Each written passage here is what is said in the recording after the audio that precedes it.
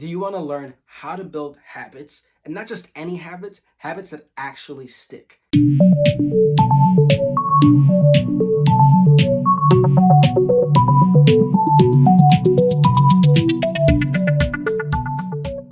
Hey DevNations, my name is Ryan Perez the Dev.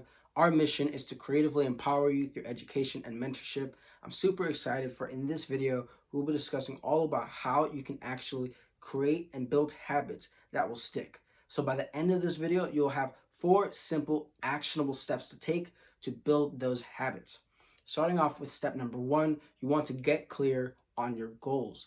It's not enough to just say, I want to go ahead and work out more, or I want to go ahead and lose weight. No, get clear on the actual goals itself. What does it actually mean to work out more? What does a workout constitute, right? Do I want to run every day? Maybe I want to lift weights every single day. What does that mean? So figure out the system you want to set up in place to achieve your actual desired goal. From there, you have set up what's called your implementation intentions. Once you have a goal in mind, what is the system that you want in place to achieve those goals? And once you have your implementation intention, you want to set up your plan. I will work out every single day, as in I will go running at 5 a.m. outside of the neighborhood, right? Set up your plan so it gets as specific as possible. So again, setting up your plan by saying, I will, whatever your habit or goal is, at a specific time and in a specific location, so you can get as clear as possible. There's no mental obstacle in your way blocking you from doing the actual task at hand. So again, get as clear as possible by setting up your goal and then setting up the system in place that you want to actually act upon on, and then setting up your plan. I will work out at 5 a.m. outside the neighborhood, right? As clear as possible, instead of saying, I will work out, right? Step number 2, you want to make it fun. When it comes to implementing habits, the funner the actual opportunity, the more likely you are to make it a stick as an actual habit. So it's not enough to just say, all right, I have to go do this habit. No, I get to go do this fun habit, and find ways where you can make it fun for you. So design the environment you actually want to be in when you're building these different habits. So one technique to do this is what's called temptation bundling. And I'll give you an example. For me, one of my goals is to actually stretch every single morning for at least 10 minutes. I don't find stretching fun. I find it sort of honestly very boring. You just kind of stay in place, you kind of move around, and I don't know, I find it very boring. So what I decided to do was do what's called temptation bundling, where you have and you link this action with something you want to do with something you actually need to do. So what I needed to do was to stretch every day for 10 minutes.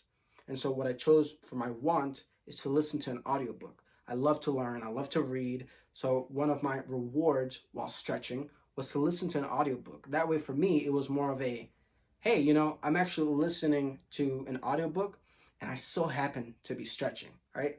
Find ways where you can combine what it is you actually need to do with things you want to do. Again, all about making it as fun, as entertaining for yourself as possible.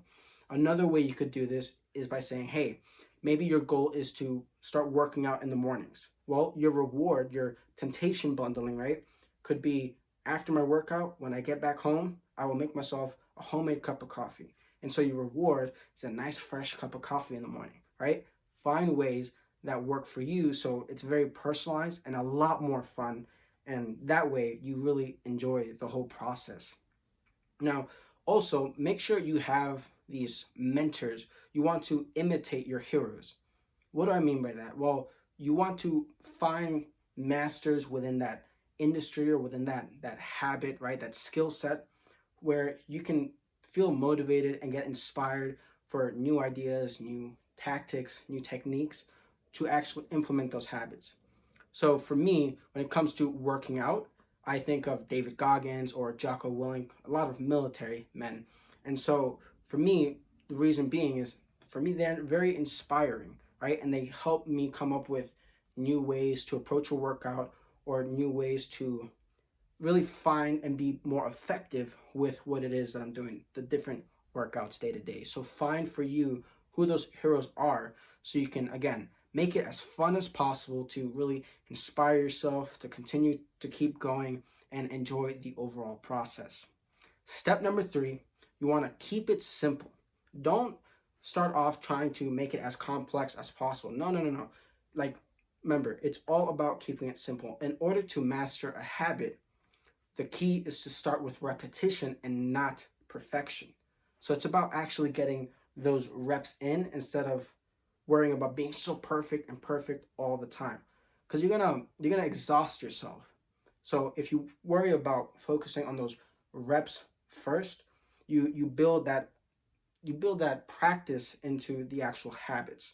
So all about focusing on reps and not perfection. And remember, you want to keep it as simple as possible. So start with those simple habits. Instead of saying, I want to work out every day, no, I want to go to the gym and work out for 2 minutes. 2 minutes, that's it, right? Over time, those 2 minutes will get easier. And then you say, hey, you know what? I think now my simple phase is working out for 10 minutes. And over time, those little phases can grow. But first, once you have to first get that simplicity, build those reps in that simple zone, then you can build the complexity over time. But keep it simple. If you want to learn to read more books, right? If that's your new habit, reading more books, great. Focus on just reading for 2 minutes or reading 2 pages, whatever is easy for you, to where it doesn't feel like so much of a chore and you can just get those reps in. Because over time, those good, simple habits will compound and your simplicity will grow. So again, don't worry about being perfect. Just worry about trying to get as many reps in as possible. And a fun little analogy that I recently heard about was, you can imagine you're holding a garden hose that is bent in the middle. So you have a garden hose and it's bent in the middle.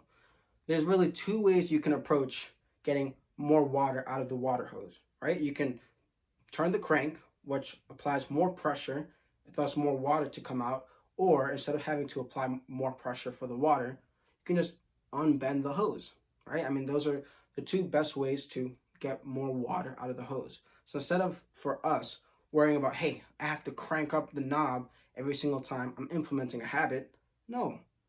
Unbend the actual hose by making it simple, making whatever habits you want to implement as simple as possible, so you get all the water coming out flowing nice and easy. Again, maximizing effectiveness by just keeping it simple. Step number 4, make it satisfying. It's not enough to just have fun with it, but make it satisfying. You enjoyed the end result, right? Change is easy when it's enjoyable to do. A great way to do this is by gamification. Instead of just, all right, I have to do this habit, find ways to make it fun, right? Keep it simple, but also make it satisfying. So you can use a habit tracker, which, by the way, we have included our DevNations habit tracker down below. Feel free to use it, modify it, test it however you want. But use something like a habit tracker where you can gamify the actual process. So, you can think of it as, oh, I have to go ahead and mark off every single box within the bar to get 100%, whatever it might be for you. But find ways to where you can gamify it and make it satisfying to actually do the habit that you're aiming for. Because with gamification, it makes it more fun and it also makes it satisfying. All right, right? You ever made a checklist, right? If you have a checklist, all right, I did this task, cool, I get to cross it off, I get to check it off. It's satisfying to do. So it's the same idea. Make it as satisfying as you possibly can. Now, one little note here.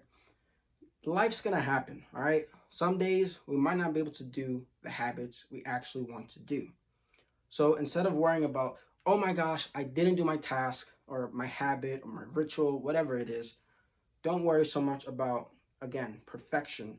Worry about the reps. So if there comes a day where you don't do the habit, that's fine. It's okay. Just make sure you don't go more than 2 days with doing the habit. So if yesterday I happened to forget my habit, well, today, you know what?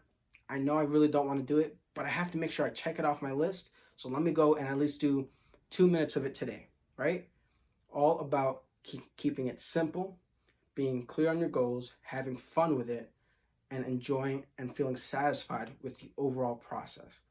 Until you take action, you're just standing still. So make sure you continue to take action. Life's going to happen and that's okay, but I'm wishing you the best on your habit journey. Whatever your goals and habits are, you can accomplish them.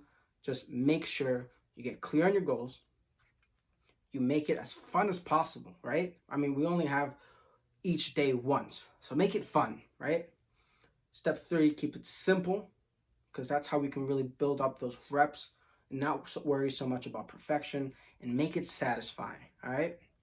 I really hope you enjoyed this video discussing all about how to build habits in your life so they can actually stick and we can create that compound growth over time. If you enjoyed this video, please make sure to like and follow DevNations for more professional and personal development content. And as always, thanks for watching.